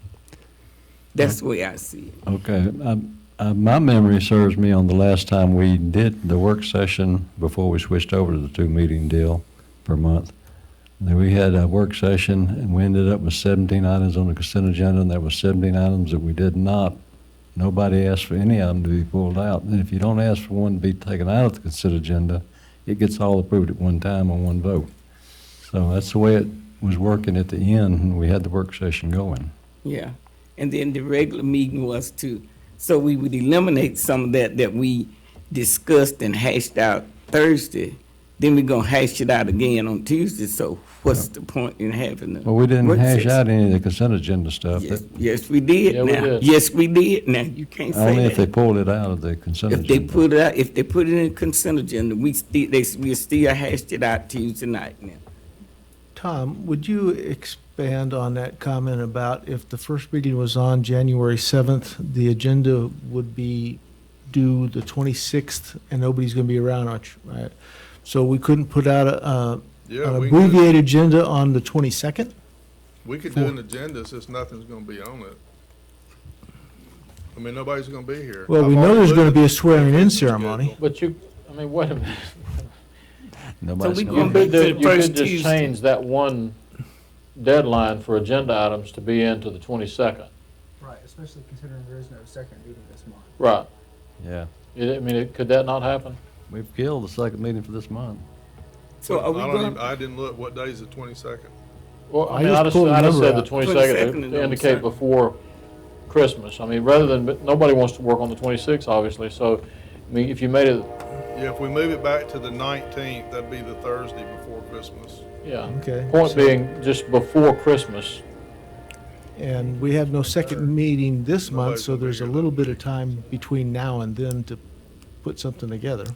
So are you saying we going back to the first Tuesday, or this is just No, for no, January? This is just for January. Oh, okay. No, we moved off of first Tuesday because that's the night of P and Z and the Carroll County Commission meeting. Yeah, okay. Just That's why we clarification. did that.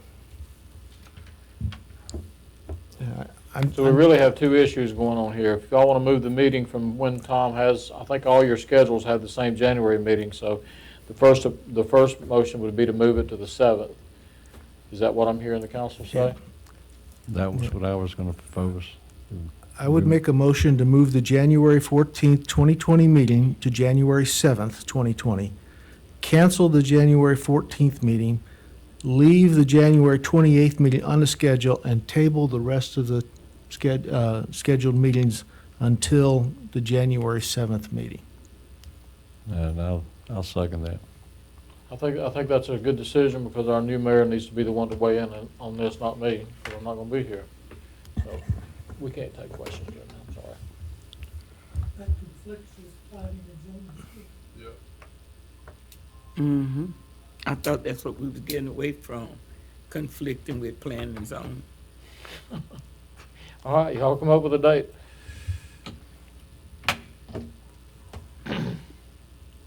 Thank you, John. Can we ask for comments from the public to see what the new mayor may want to do in this case? He said,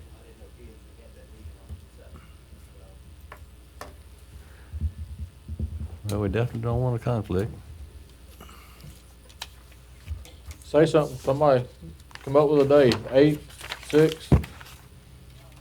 Oh, we've never moved it. Well, we have had call meetings on other days other than Tuesday, so. We could have it on a different day. The very first meeting of the year can be on any day. Wednesday, the 8th? 8th? Is that, would you like to rescind your motion and make it the 8th, sir? Actually, he made the motion, but. I actually made the motion. I Yeah. just- Or We're still in discussion, so, I would like to see it go to Thursday. Wednesday is a night that would conflict with a lot of church activities. That's correct, yeah. Yeah, most churches have activities Wednesdays.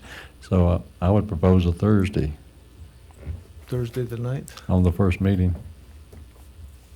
All right, I will amend my motion. Let me pull up I will amend my motion to move the January 14th meeting to Thursday, January 9th, 2020.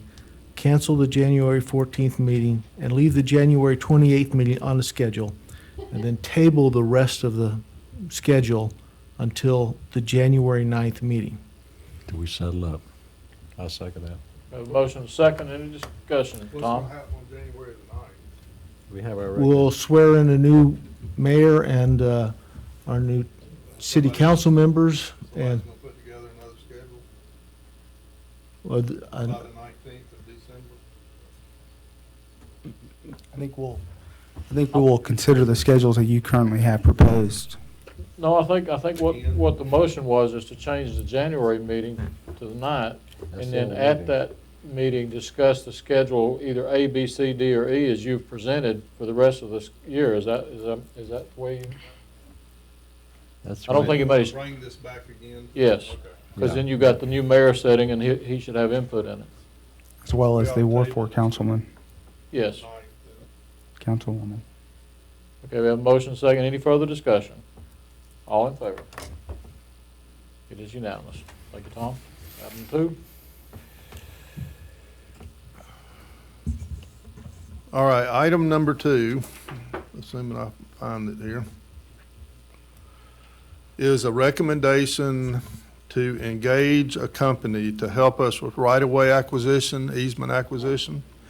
We have done 2 projects in your recent experience, one on Edge Road and one at Punkintown and 61, that neither easement acquisition process worked well. I don't want to use that vendor again. It frustrated Pete and Bobby to death. So I asked around, I got a recommendation on a company. The first project that this person would work on is leathers, and if he can do the leathers one, he can do anything. So we're going to find out real soon if he can deliver the goods and get easements and right-of-way acquisition. So that's my recommendation. I don't have any experience with him, but he came highly recommended. David, have you had a chance to look at this contract? I have, and it seems to be in order. Thank you, sir. We actually had it modified one time. David had a problem with it, and we kicked it back. This is the second go-around. On the budget item, you said it's not applicable. Is that the NA? Right, this is going to be a project-based expense, and so what will happen is we're approving an hourly rate, and every time we want to have a project done, he'll come back with a project cost, and you'll have to approve it, and we'll have to budget it, and it could be water, it could be sewer, it could be road. It's going to go to the project. It'll go to the project, and it could be in different funds. Makes Tom? sense. Tom, for our public out there, can you just describe what this would entail, why we need this? Well, for instance, when we do the leathers job, the GDOT right-of-way is basically full on the north side of the road. So in order to put in a new water line, we have to acquire the right to put the line in wherever it's going to go. So that could be an easement.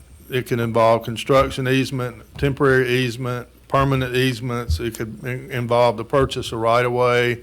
We may have to get into condemnation if we have somebody that doesn't want to deal with us, where we have the land appraised and we offer them appraisal and sort of adjudicate it. David, you have to help me with the proper lingo there, but, so even this first project could get very difficult. Yeah, the practical description of what this person would be doing is You know, we would take the engineering plans and draw up the easement, the written easements, and then this person would take those written easements that we've prepared to the property owner and negotiate with them and talk them into signing it. Thank you. I note that he's available 1 day a week. Right, Is that sufficient to get things done in a time frame that you need them done? should be. Okay, I'll make a motion, we authorize city manager to execute an agreement with TRC Companies Incorporated at the rate of $95 an hour. Second. Have a motion and a second, any discussion? Not all in favor? It is unanimous. Ladies and gentlemen, I would entertain a motion that we adjourn, and Do we have before everybody any- starts to stand up and get out of here, I was presented a gavel by my committee when I won as your mayor, and Mr. Hanneback is here. I opened up my first meeting with this gavel, and if we get a motion and a second to adjourn, then I will close the meeting with my gavel. I take it we have no executive session. No, I have no reason to have one. Okay, I'll make a motion to adjourn. Second. Have a motion and a second, all in favor? All right, it is unanimous. Thank you all. You should say signing dice like the Speaker of the House does. Yeah, that one's used a lot more, right?